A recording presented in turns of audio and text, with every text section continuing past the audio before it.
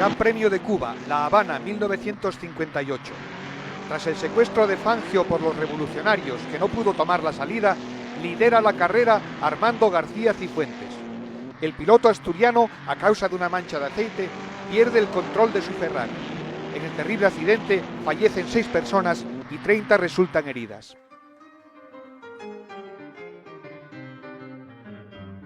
Bueno, primero raptaron a Fangio, los revolucionarios, y luego echaron, en algunas partes del recorrido, echaron aceite.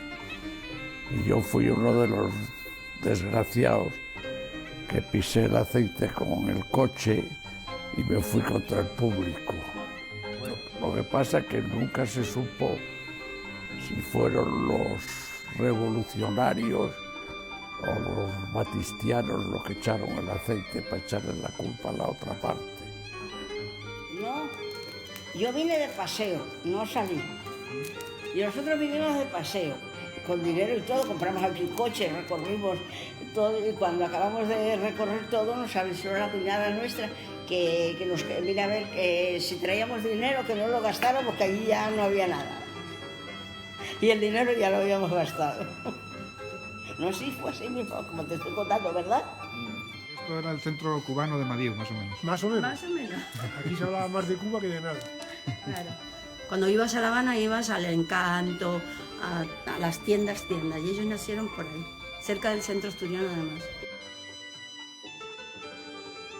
Los negocios que regentaban los asturianos en la capital habanera eran muy similares a los que hoy podemos ver en Santo Domingo. Pero la revolución los requisó a principios de los años 60 y les imprimió su particular impronta.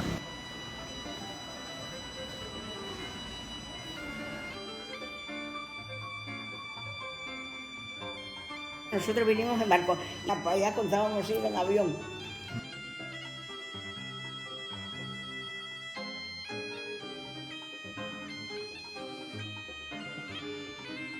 Además tenía la bodega, que le llamaban La Gallarda, y ahí es donde trabajó tío Alfredo. ¿No has subido tu padre en La Gallarda? Siempre. Sí. Mira que ánimas y blancos. No, ánimas y trocadero. Ánimas y blancos, oiga papá. Ánimas y blanco era el bar, pero donde trabajaba él eran ánimas y trocadero.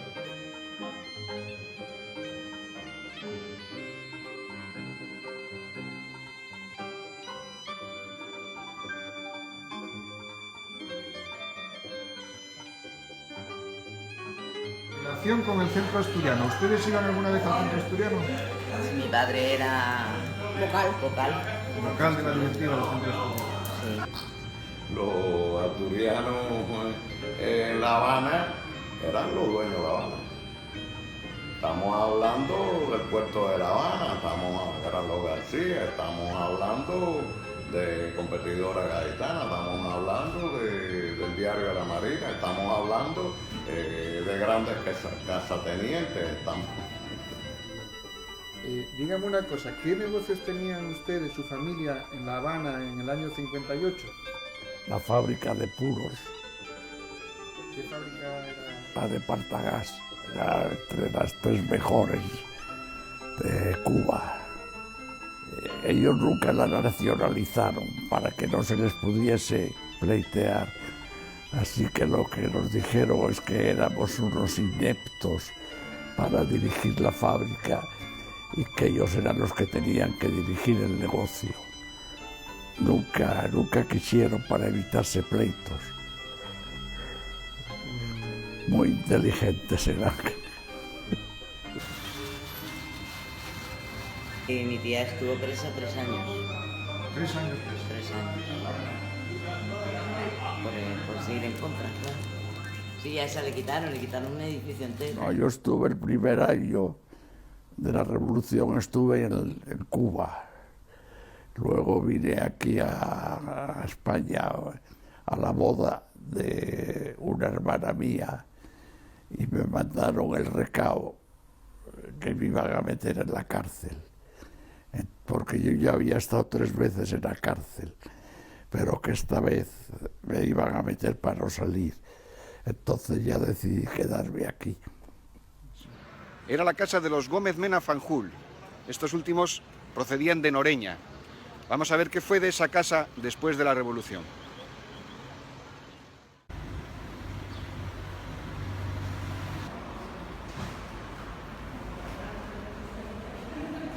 Que voluntariamente no lo cedían a la Revolución. Venga por aquí, por favor.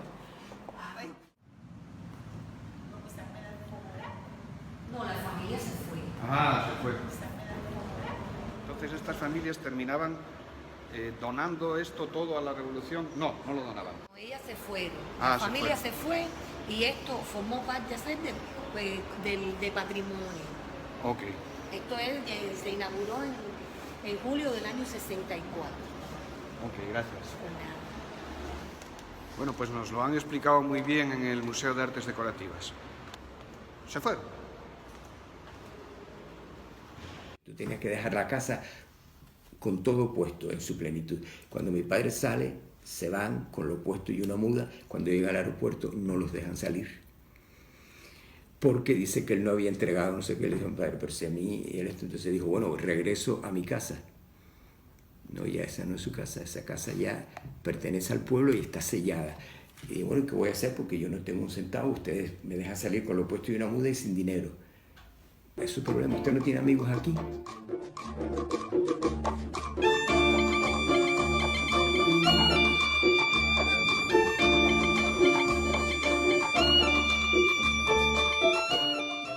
Sí, ese era el coche mío. Coche mío siempre puse Asturias y Ribadesella. Pero lo llevaba como un plurito de la tierra que quiero tanto. Mi hermano, que ha tenido que ir a Cuba, ha tenido varias anécdotas. Y una vez estaba él viajando en autobús con las compañías y estaban diciendo las casas de Miramar y esto. Y dice, bueno, estos todos se fueron y lo dejaron aquí. Claro, mi hermano se levantó y le dijo, no, mire, aquí está mi casa, nosotros no nos fuimos ni lo dejamos. Y cuando nos íbamos, nos intervenían nuestra casa, con todo lo que había dentro. Porque a mi padre y a mi madre, cuando fueron a salir, ya le habían hecho un inventario. Si tú tenías 24 copas de cristal, por ejemplo, y faltaban 2, tú le decías, bueno, se me rompieron. Te decía, hasta que no estén aquí los vidrios, usted no se puede ir.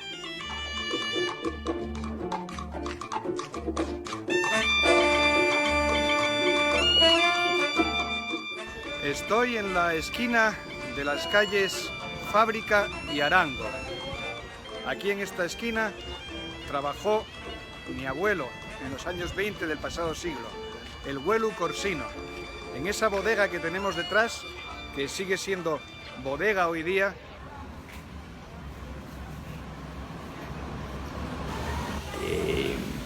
Mi madre nació en La Borbolla, no sé si la conoces. Está detrás de Vidiago, pero mi abuelo, el padre de mi madre, hizo una casa en Llanes y desde que nosotros nacimos en Cuba, veníamos aquí todos los veranos a pasar el verano.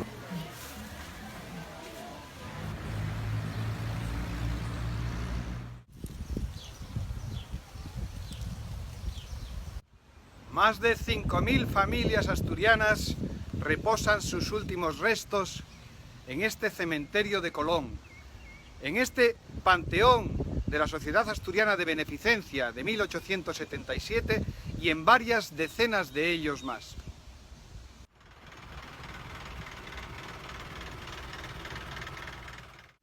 Tantos fueron los asturianos que emigraron a La Habana, a Cuba en general, que se agruparon por comunidades dependiendo de su concello, de su municipio, como aquí, por ejemplo, en este panteón de Unión de Naturales del Franco, o este gran panteón del Unión Club Piloñés.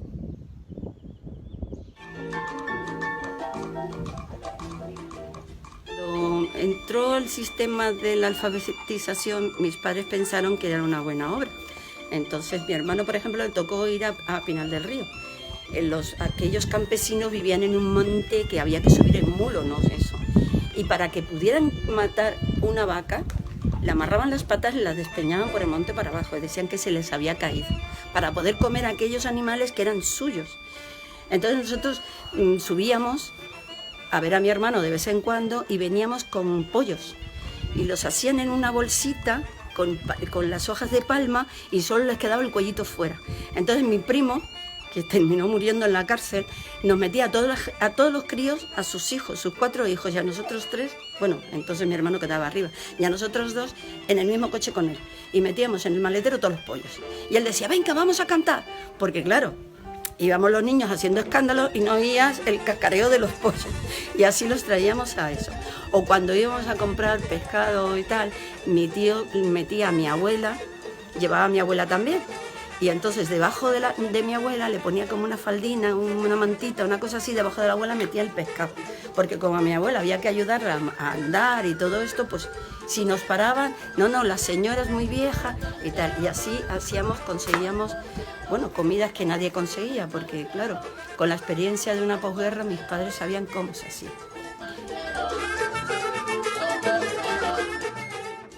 Y hubo que quedarse en Madrid. Y estábamos en una pensión con 2 camitas pequeñas. Mi hermana y yo dormíamos encogidas en una cama y mi abuela y mi madre encogidas en otra. Y mi padre ponía el culo en una cama, las piernas en el otro, y mi hermano el culo en una cama y las piernas en el otro. Entre los heridos que hubo y los fallecidos que hubo en el accidente del 58, ¿no llegó a conocer a nadie usted de los fallecidos? No, porque era público en general. Era gente que estaba viendo la carrera y no había ningún conocido. Bueno, pues cosas de los tiempos de internet. El otro día me escribieron a la página un pariente de varios fallecidos en el accidente. Ah, sí. Y resulta que eran de Jenin, de Cangas de Onís. O sea que a miles y miles de kilómetros tantos asturianos había que estuvieron entre el piloto y entre el público. Sí. Qué barba, qué casualidad.